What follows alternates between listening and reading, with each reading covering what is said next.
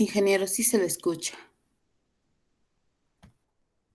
Bien, buen día a todos, gracias. Estaba revisando el día de ayer lo que han enviado. Ah, bien, una mayoría ha llegado a la solución, algunos aproximadamente solo han resuelto un inciso, algunos han resuelto dos incisos.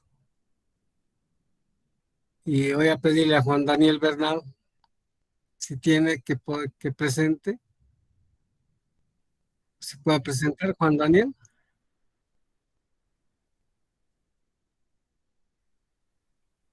No te escuché, Juan Daniel, dime.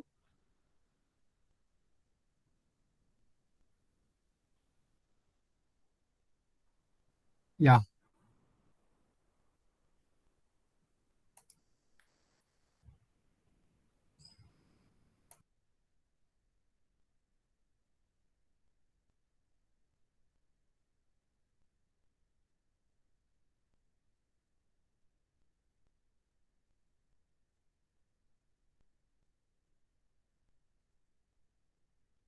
O si alguien quiere presentar para ver dónde está el error o las preguntas que tenga sobre el ejemplo de ayer.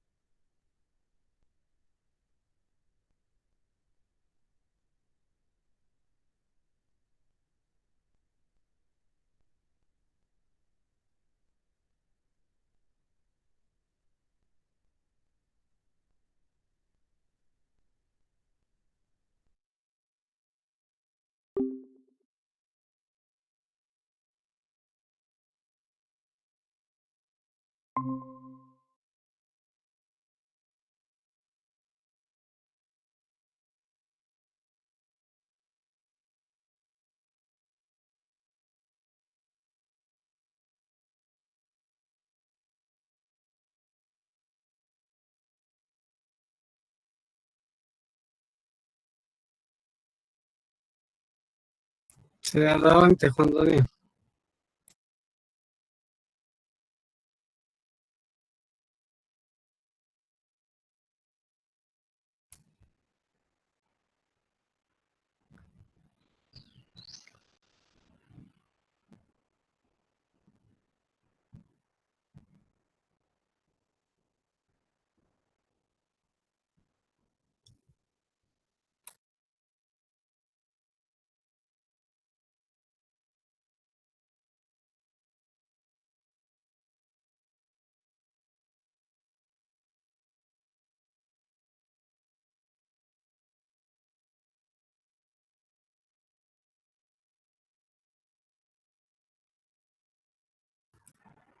Se te escucha entrecortado, Juan Daniel. No sé si está mal tu internet o yo no estoy escuchando entrecortado.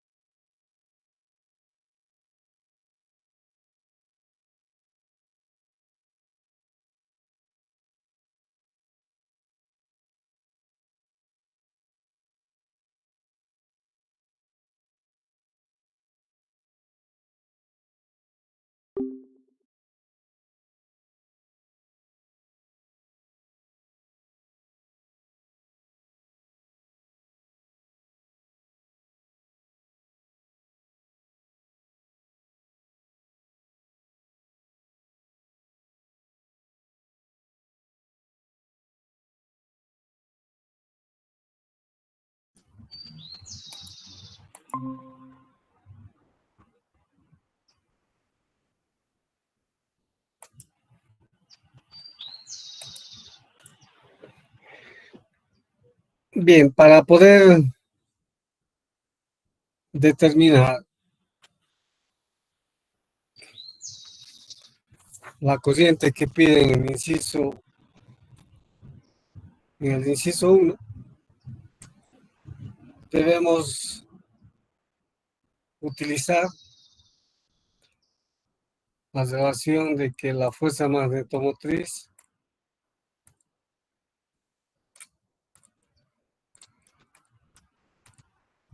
es igual al flujo por las reluctancias.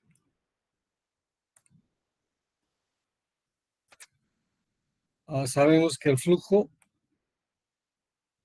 es igual a la densidad por área,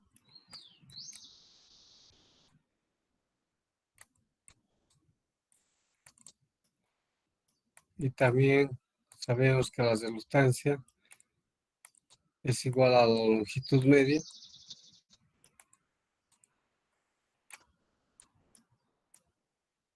dividida entre la permeabilidad del material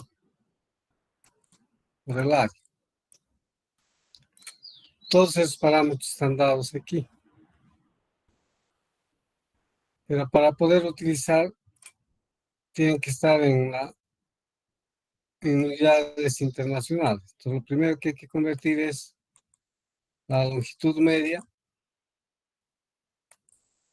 30 centímetros en metros.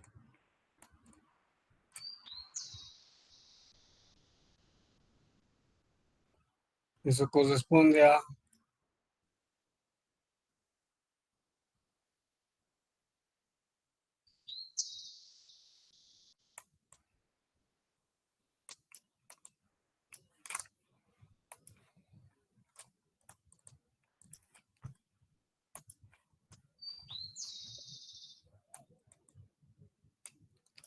30 por 10 a la menos 2 metros, o 0.3 metros también, depende cómo quieran ustedes utilizar.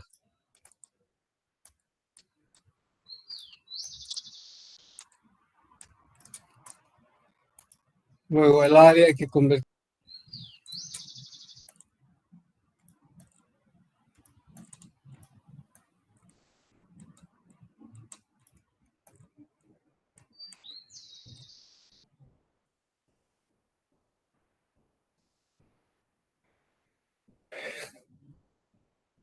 Y hay que determinar la permeabilidad del material, que corresponde a la permeabilidad relativa multiplicada por la permeabilidad del vacío, donde la permeabilidad del vacío es igual a 4 veces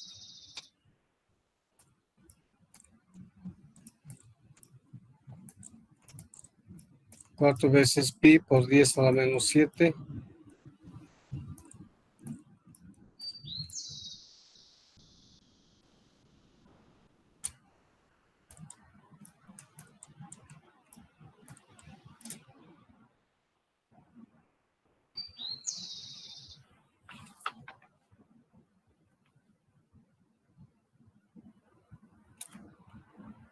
la unidad Hensio por metro.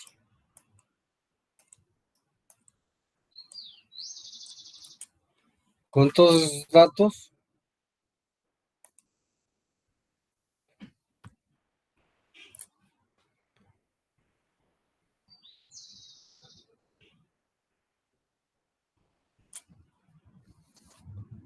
se determina la reluctancia del material, que va a ser igual a la longitud media, que es 30 por 10 a la menos 2,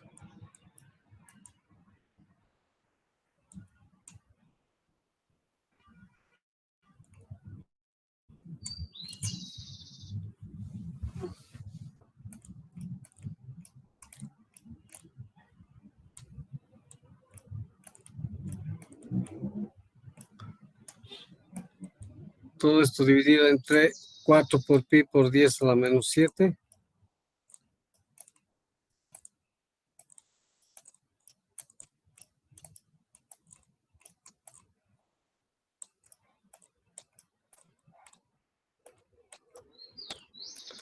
multiplicado por 20.000.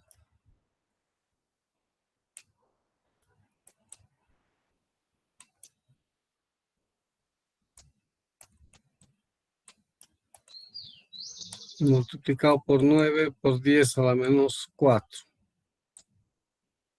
No sé si alguien tiene una máquina por ahí.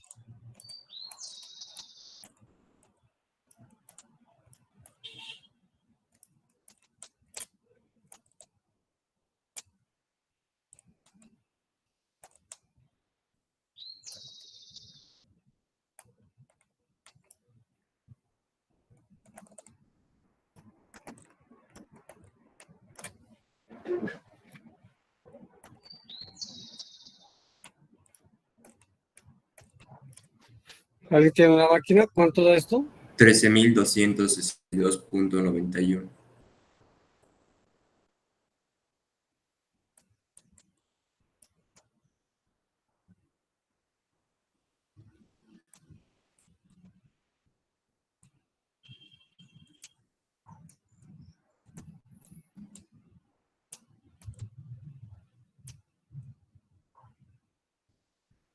$13.200.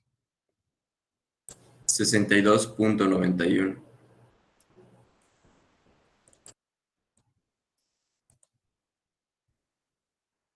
Unidad, ampere, vuelta.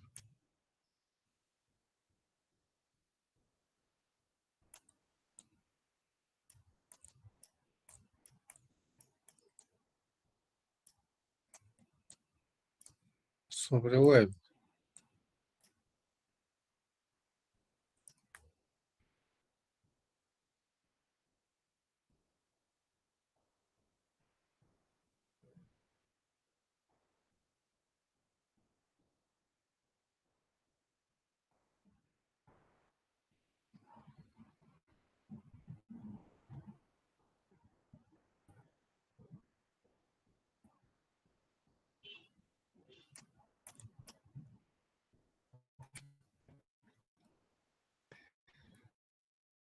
Bien, con este dato y utilizando esta relación de aquí,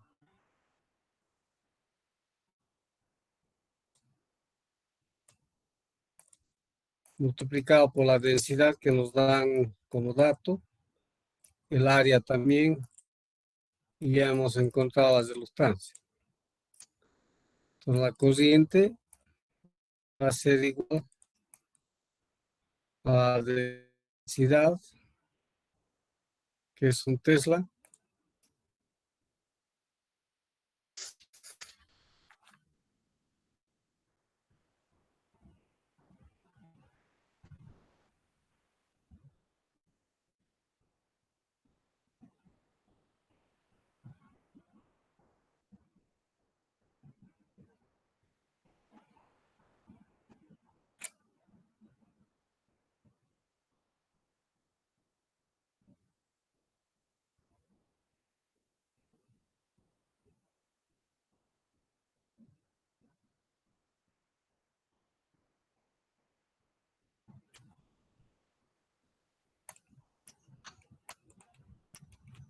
el área es 9 por 10 a la menos 4,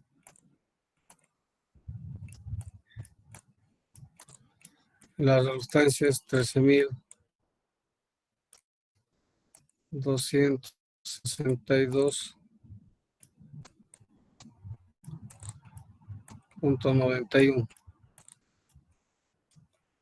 Y esto va a estar dado en amperios. ¿Cuánto da esto?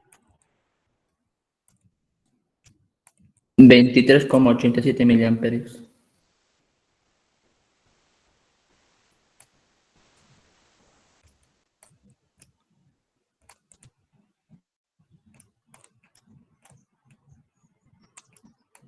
Ingeniero, una pregunta, ¿no le faltaría dividirlo eso por el número de vueltas?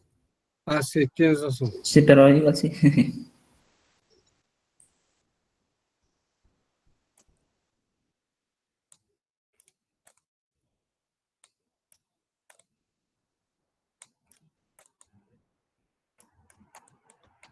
Gracias. Igual con 500 da Es decir, 23,87 miliamperes. Sí.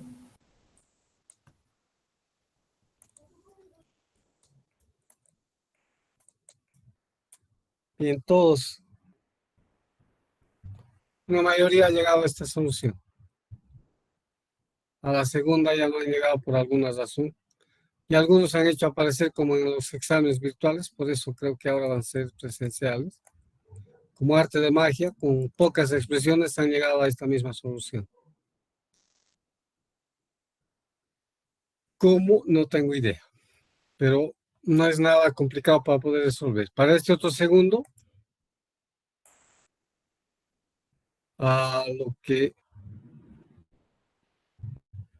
no cambia todo, lo que aquí cambia son las reluctancias. En este segundo hay la reluctancia del núcleo y hay la reluctancia del lente hierro.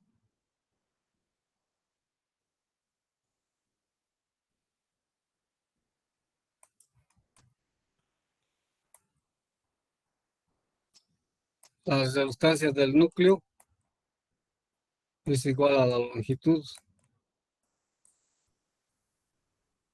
media dada menos la longitud del lente hierro.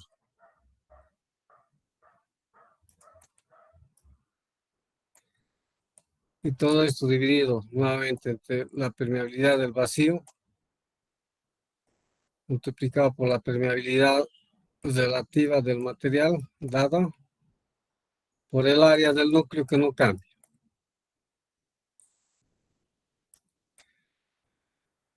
Entonces, la longitud media del núcleo menos la longitud del entrehierro corresponde a decir que esto va a ser igual a 30 por 10 a la menos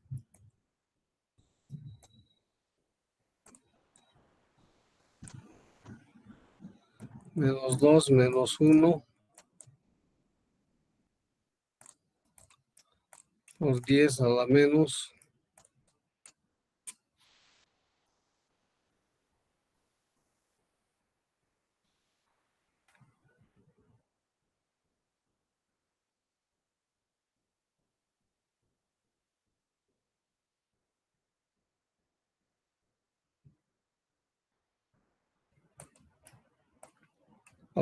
3, ¿no?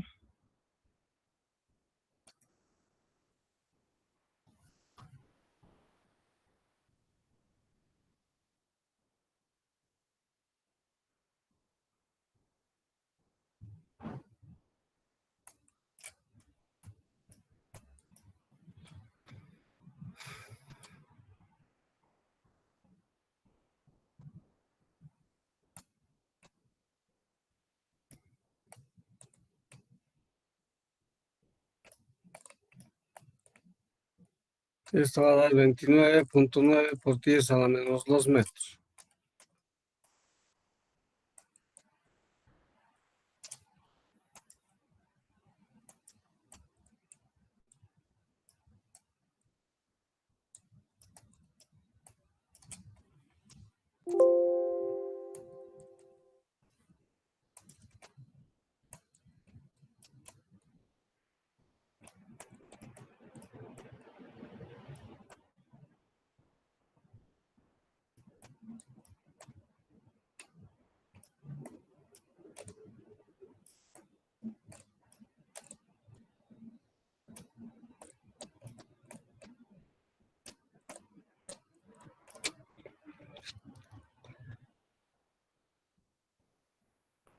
Con esto encontramos la resultancia del núcleo, que va a ser igual a 29.9 por 10 a la menos 2 metros.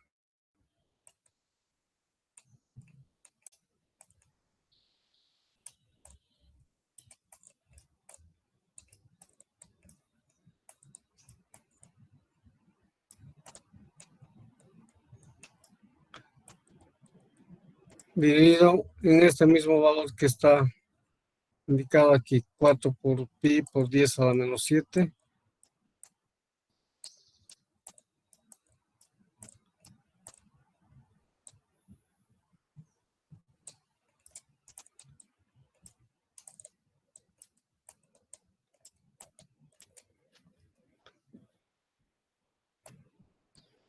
por 20.000.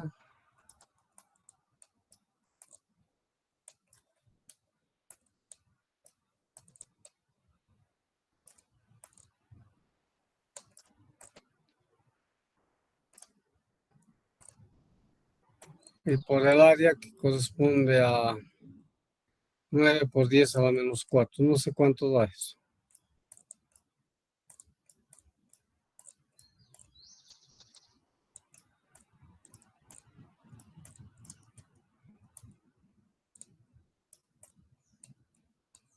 ¿Cuánto da esto?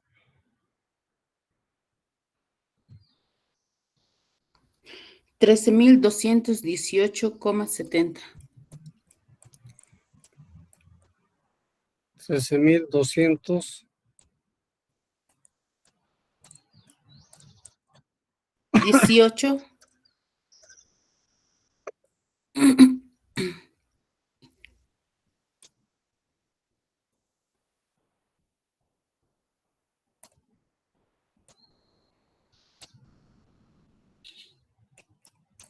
Coma. 70. Amperes vueltas sobre web.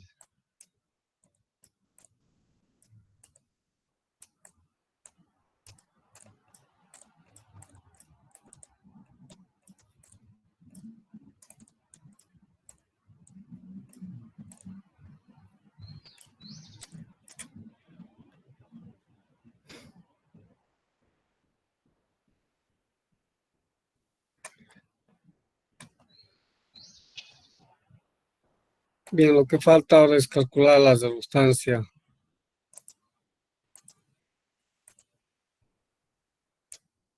del lente hierro,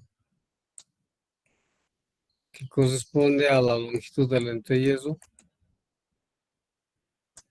multiplicado por la permeabilidad del vacío, que el lente hierro, la permeabilidad es el vacío, y dividida entre la permeabilidad del vacío multiplicado por el área del lente hierro. La longitud del lente hierro es igual a 1 milímetro,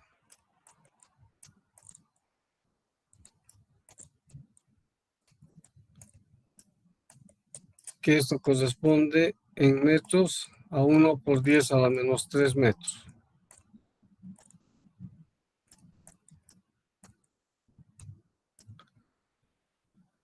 El área del lente hierro vamos a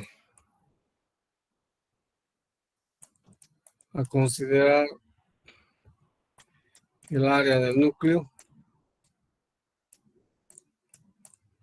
más el 5% del área del núcleo.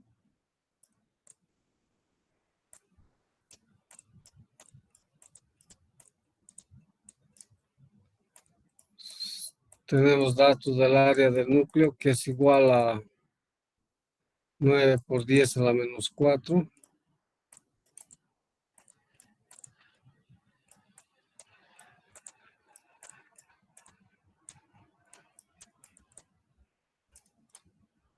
Entonces el área del lente hierro más el 5%, si alguien tiene una máquina, ¿cuánto da?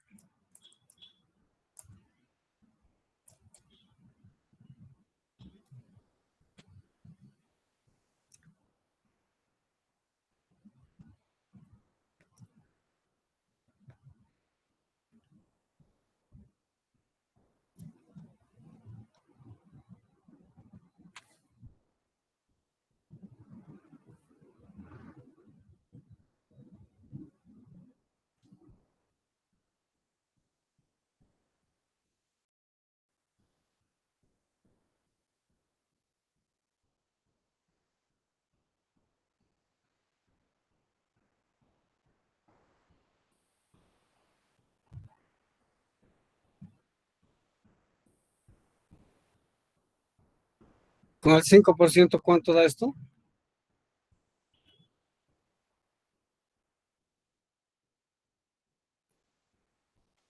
No, no escuché bien. 9.45 por 10 a la menos 4.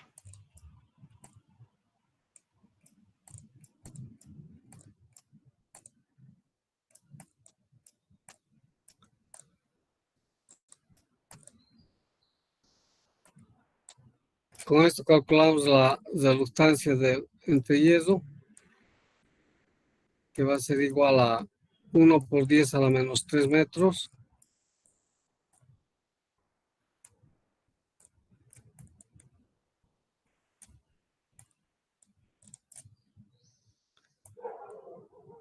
Dividido entre 4 por pi por 10 a la menos 7.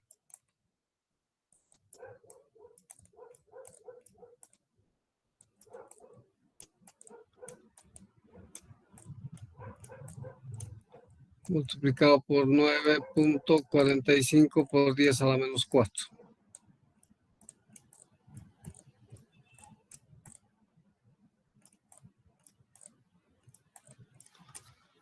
¿Cuánto es esto?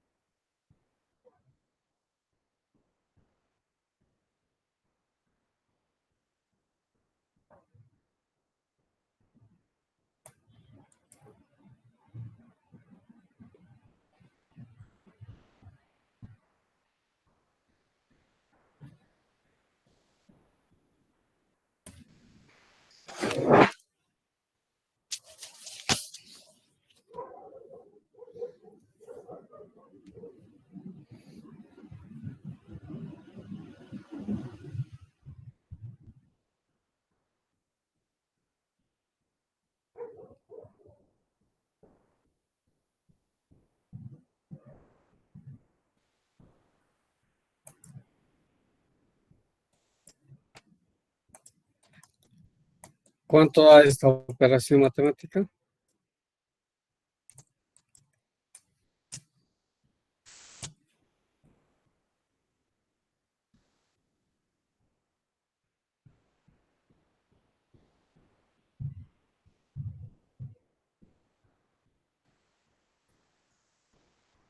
Sale 842.089. 842.049. 89,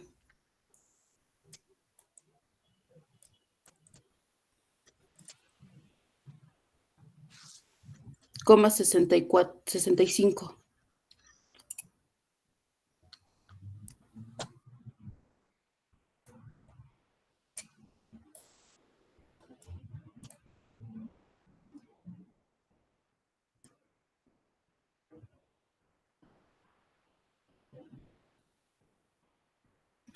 Ampere vuelta sobre web.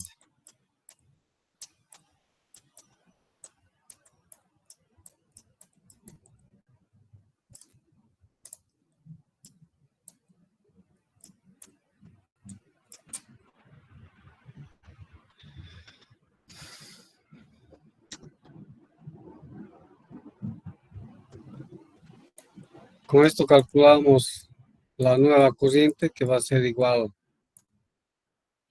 a la densidad multiplicado por el área y multiplicada por la suma de las reluctancias del núcleo más la reluctancia del entrecallo dividido entre el número de espiras. Fíjense que la reluctancia del entrecallo es bastante alto en relación a las reluctancias del núcleo, por tanto la corriente que se requiere va a ser mucho mayor. Entonces esto corresponde a un Tesla multiplicado por 9 por 10 a la por el área del núcleo. A decir verdad, lo que debería hacerse es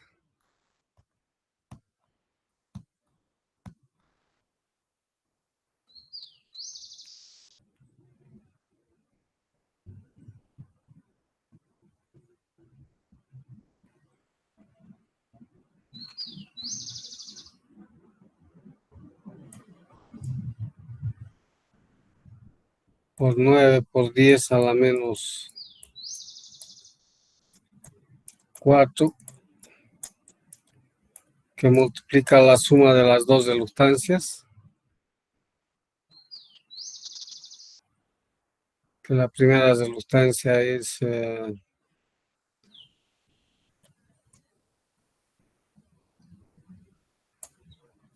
13.200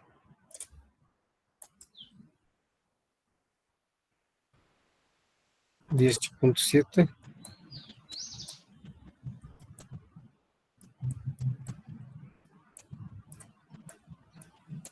más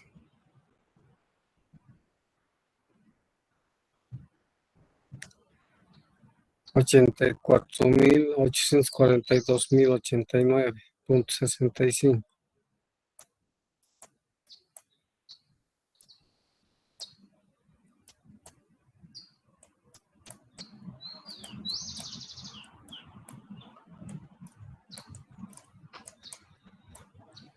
Y todo esto dividido entre 500.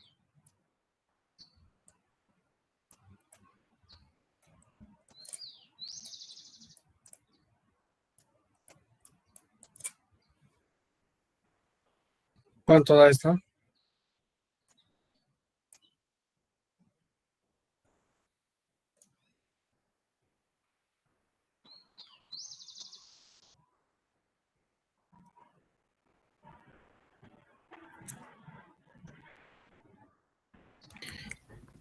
Uno coma 54 amperes.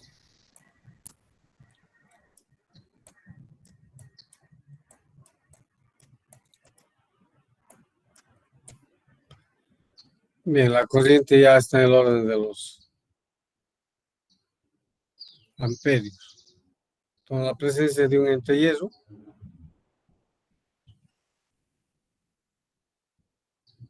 para mantener la misma cantidad de flujo magnético se requiere aumentar la corriente.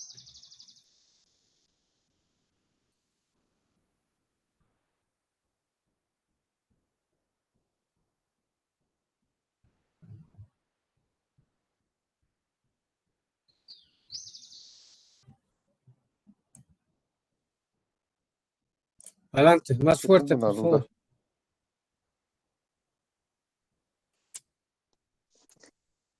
Eh, en la última ecuación donde reemplazamos, para hallar la corriente, reemplazamos la densidad del campo por el área. ¿Por qué tomamos solo el área del ¿Dónde la entrehierro? área del entehierro?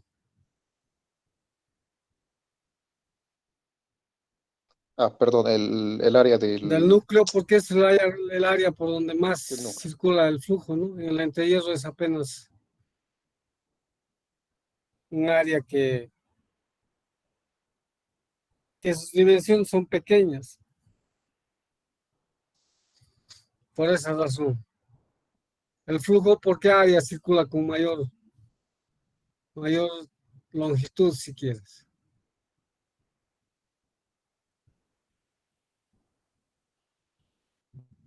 Entonces estaríamos como despreciando el área del entrehierro, ¿verdad, Inge? Sí, pero eso es lo que en algún momento dije, ¿no? De que si la longitud del entehierro es bastante pequeña en relación a la longitud media del núcleo, se puede despreciar el área del entehierro y considerar que es el área del núcleo exactamente igual.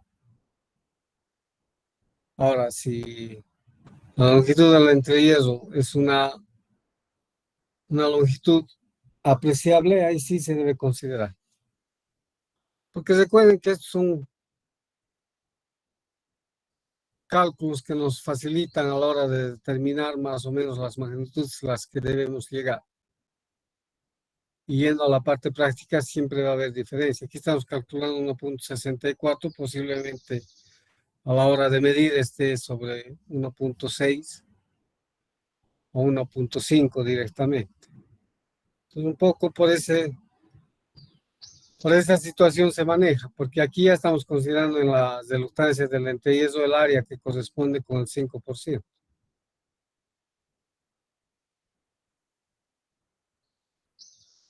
Ahora, es más, esto si nosotros representamos la fuerza electromotriz, las reluctancias del entero y las reluctancias del núcleo. Aquí circula el flujo. Y aquí está la fuerza magnetomotriz. El flujo que va a cruzar tanto por el núcleo y por el entrehierro, de acuerdo a lo que el área tendría que ser diferente o no. Pregunta.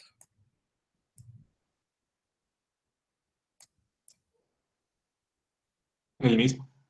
Entonces, por esa razón también aquí estoy manejando que es el flujo del núcleo. Porque aquí hay, por el área tendrían que tener dos flujos diferentes. ¿Concuerdan? Porque las áreas son diferentes.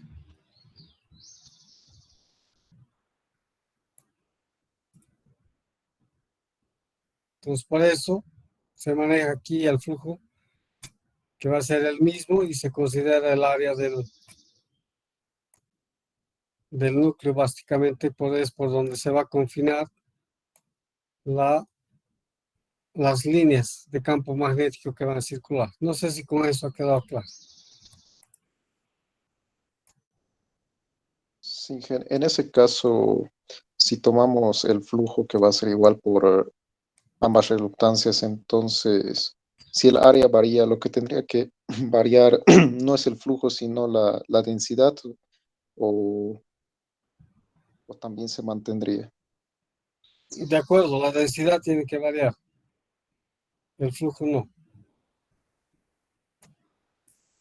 Pero igual siguiendo, si la densidad varía,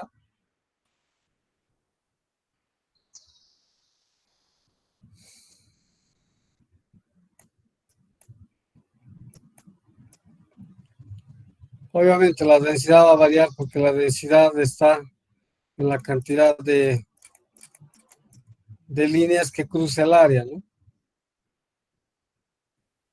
En el entrehierro por el efecto de borde. Es que aparentemente, por este fenómeno del efecto de borde, es que se va a producir el área mayor al núcleo. Ahora, esto es bien perceptible cuando se coloca o a esta longitud.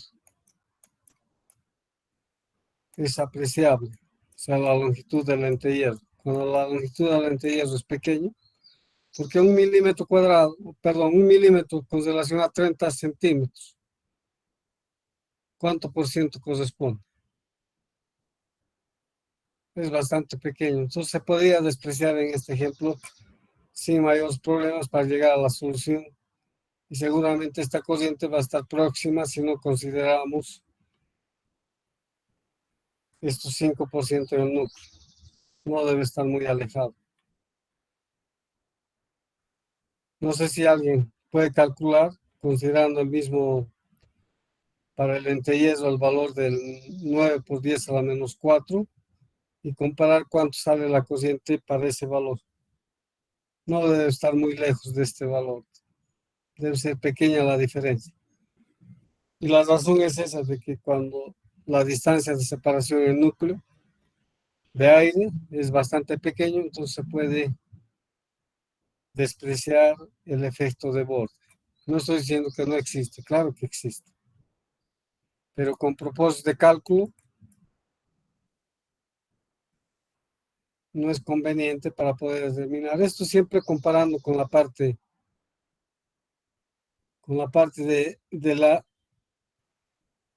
de llevar al laboratorio y medir los parámetros. Y eso mismo sucede cuando ustedes tienen circuitos, colocan resistencias, hacen los cálculos, van al laboratorio y miden, es a veces completamente diferente.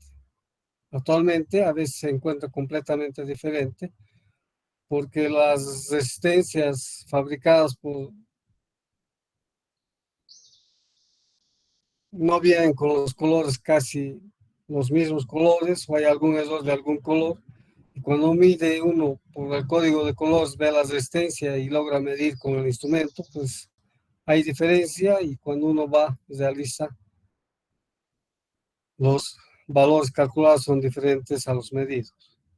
Y por otros fenómenos, variación de las tensiones de entrada, la variación de las resistencias por la temperatura, pero el objetivo es de que las expresiones nos lleven a los valores aproximados que vamos a medir en el laboratorio en sí. Entonces, por esas razones que se trabaja solo en lo que llaman en el espacio euclidiano, y el espacio euclidiano corresponde a la parte lineal del sistema. Aquí no se considera la parte no lineal, y todo sistema es no lineal. Entonces, con todas esas consideraciones, es mencionarles de que a veces hacemos los cálculos y al final, si no consideramos siendo la longitud pequeña, pues la diferencia es casi nada. No sé si alguien ha calculado sin considerar esto, ¿cuánto sale la corriente? 1.61 sale. 1.61. 61. La diferencia es 0.07 amperes, ¿no?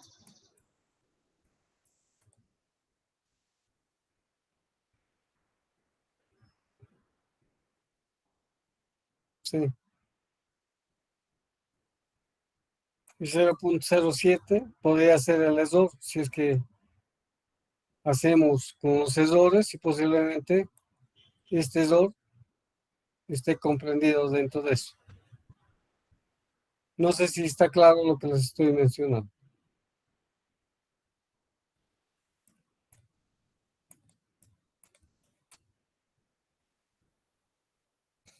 Bien, vamos a continuar.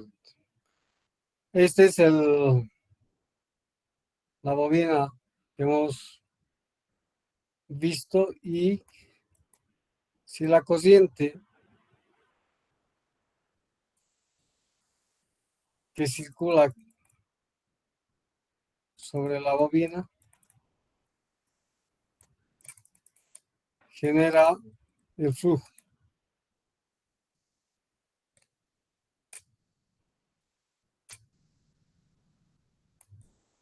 El flujo es constante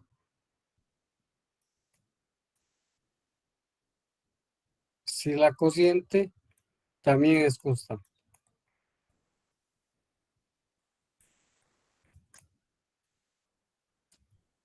El flujo es variable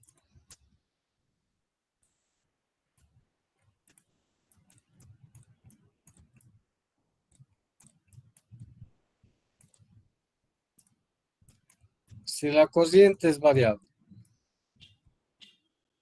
Entonces podemos tener un flujo magnético constante o un flujo magnético variable en el tiempo. Y para eso depende de la corriente que nosotros alimentemos.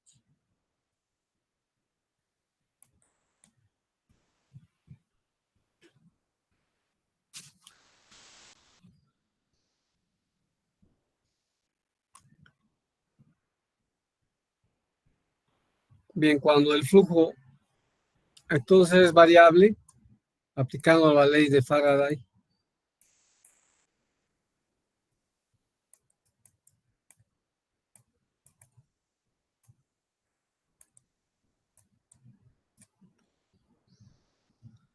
la tensión inducida es igual a menos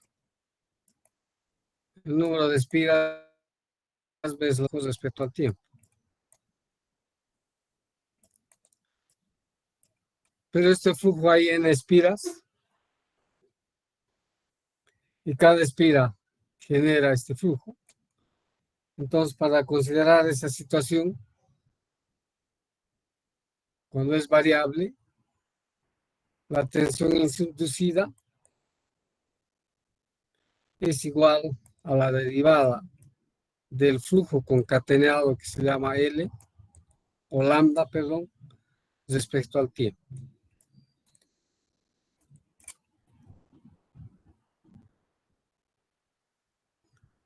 Donde lambda es igual a la inductancia que tiene la bobina multiplicada por la corriente.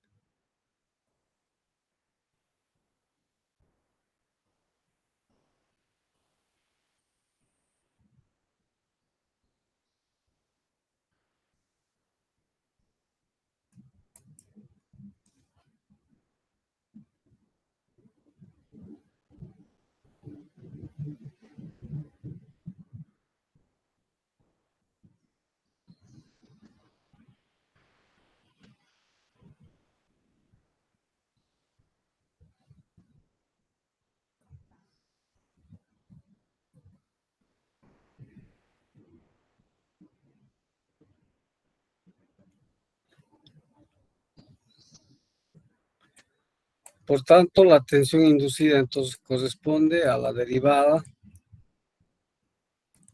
de la inductancia veces la corriente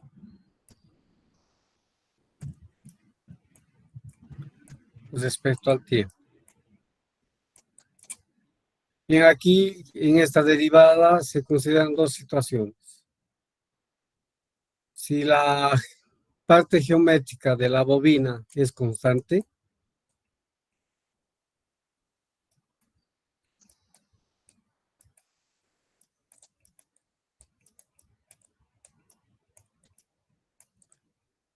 si la geometría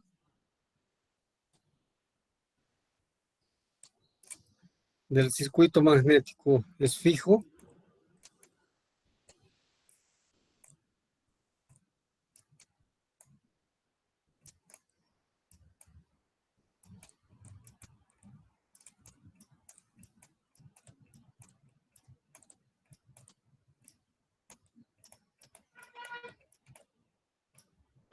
entonces la inductancia también es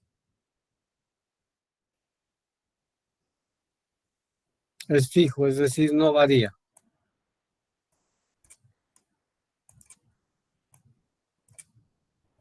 O la inductancia es constante.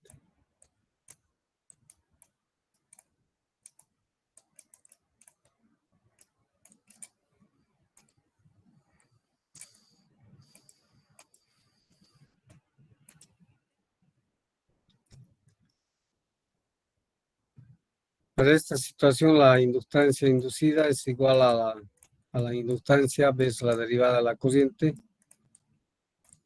respecto al tiempo. Esta es la expresión que conocemos.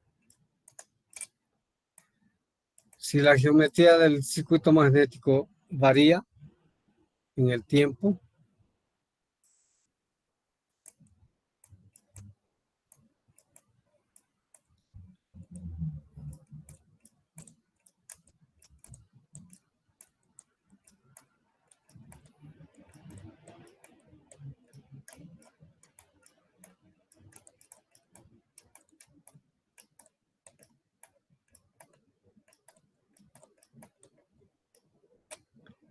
entonces la inductancia también es variable.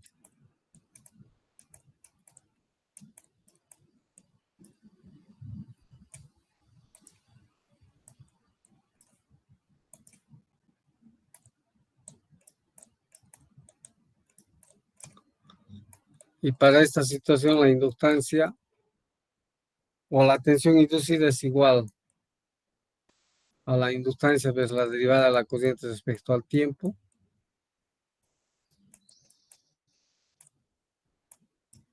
más la corriente veces la derivada de la inductancia respecto al tiempo.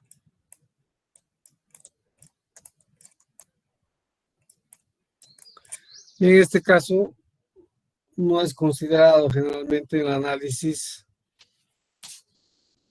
de las bobinas que corresponden.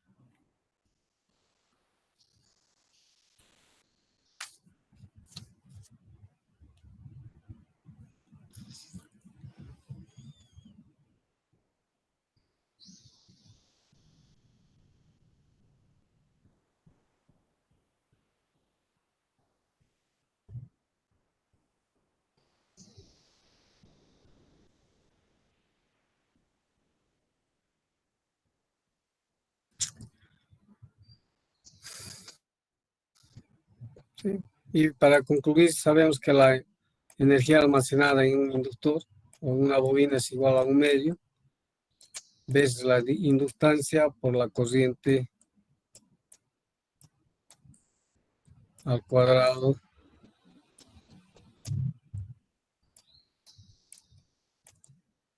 en joules. Que esto se deduce de la siguiente expresión. Sabemos que la potencia es igual a la tensión multiplicada por la corriente. Para esto estamos encontrando que la tensión es L veces la derivada de la corriente respecto al tiempo, multiplicada por la corriente.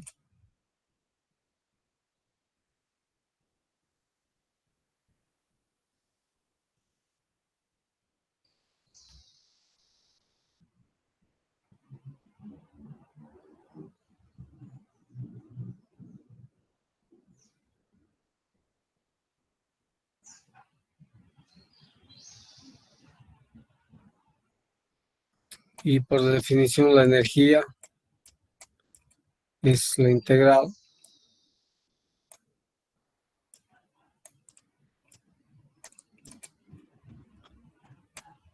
entre 0 la corriente que corresponde veces la potencia veces el tiempo.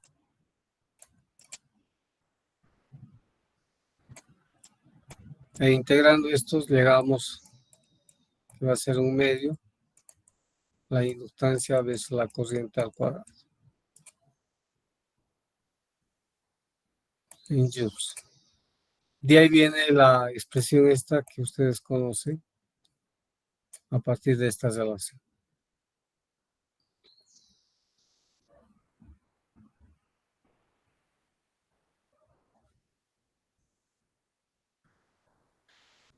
Bien. Voy a pedirles para mañana que busquen información sobre lo que es inductancia mutua. Vamos a continuar con eso. No sé si alguien tiene alguna pregunta.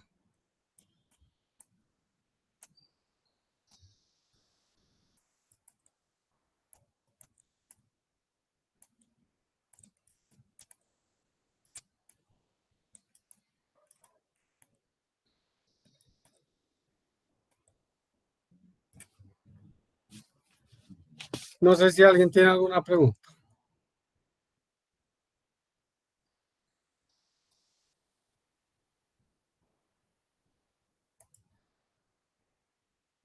Si no hay preguntas, nos encontramos el día de mañana. Gracias a todos ustedes. Hasta mañana.